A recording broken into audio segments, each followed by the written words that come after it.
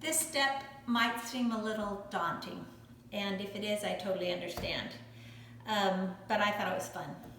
So in pondering what would work, because our first mask didn't have a nose piece that you could form over the bridge of your nose, but after the first ones were kind of field tested, the medical personnel said, can you make a little metal piece in the nose? So we pondered that, and I talked to my genius engineer brother, and he said, why don't you anneal aluminum cans? So here are 2 aluminum cans, Coke cans. Obviously this one's recently used. This one is annealed. Annealing is a process of heating it up to a real hot temperature. Aluminum anneals at 700 degrees for 3 hours is what the internet thing I read said. Now, obviously, thickness and all kinds of things have a bearing on that, and I'm not a scientist. I don't know how to do it. But I needed to get this heated up to 700 degrees for approximately 3 hours, is what I figured.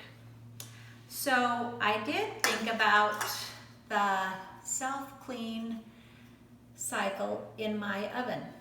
I have a GE monogram oven. It has a self-clean cycle that runs for 5 hours. And I looked it up. The manufacturer says it heats to 880 degrees Fahrenheit. So I turned my oven into an annealing oven and put a bunch of cans in there and put it on self-clean. So I have an annealed can. We cut off the top and the bottom. I'm not going to spend time doing that for y'all. And then we cut it in so that we can form it into a straight sheet. This is a sheet I've trimmed it up so it doesn't have all the little jaggedy things. Before I go there, I just want to show you, this is an unannealed can with the top and bottom cut off. And it will not stay, it will not shape.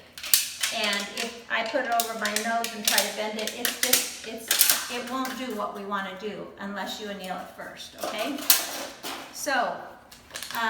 So we've got this piece, and with just your kitchen shears, about a 3/4 inch piece of, just cut a strip off.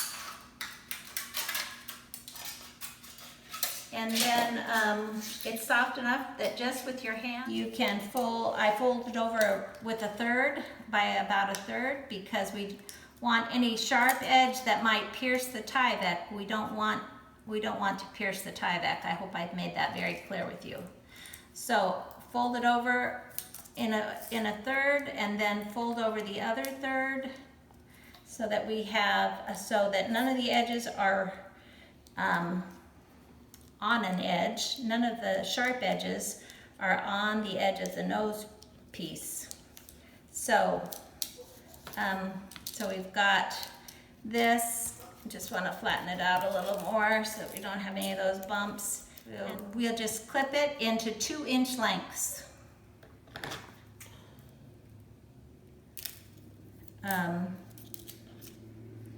You can do the whole strip. Each strip can do 4, okay?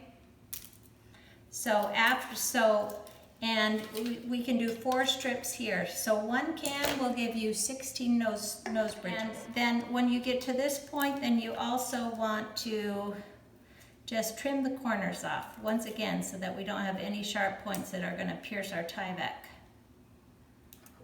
I always just, after I trim it, and I just kind of run my finger over it and see if there's anything that I think needs to be dealt with that might be a little sharp there. And then you have a nose piece. If you're freaked out by this idea and you don't want to mess with it, you can take a pie pan, cut the top off, cut it in strips, and then fold it in thirds, just like we did with this, okay? I think these will last longer, but this is certainly an option. And actually, the whole idea is don't go out and buy anything. Just use what you have. I told you we were zigzagging, and this is why I would like you to zigzag.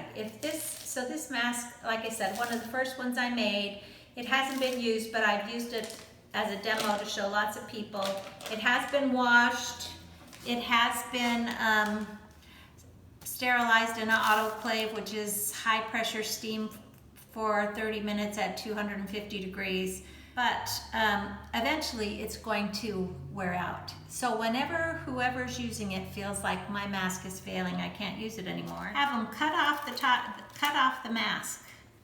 Cut off the mask and send back the ties. New mask, slide it in the hole and use the same old straps over and over again and keep everyone protected. So 3 feet wide and 100 feet long. With that, and it's $44.98. It will yield 600 masks. So the Tyvek is not something you probably have around the house, but it will yield a lot of masks. So if you're going to organize some neighborhood mask making party, you just need 1 roll of Tyvek. Home Depot and Lowe's both carry it. I'm sure other building material stores would carry it. I do know Home Depot and Lowe's will both deliver to your door if you're self-isolating. And you could have one person cut all the strips and then put it into a manila envelope and mail it to each other if you're far, or anyways, there's ways to get to do it without gathering. We really want to encourage everybody to obey their self-isolation requests from their government leaders, and to be safe and not to spread any contaminants. So this is a fun service project, but it's to be done solo.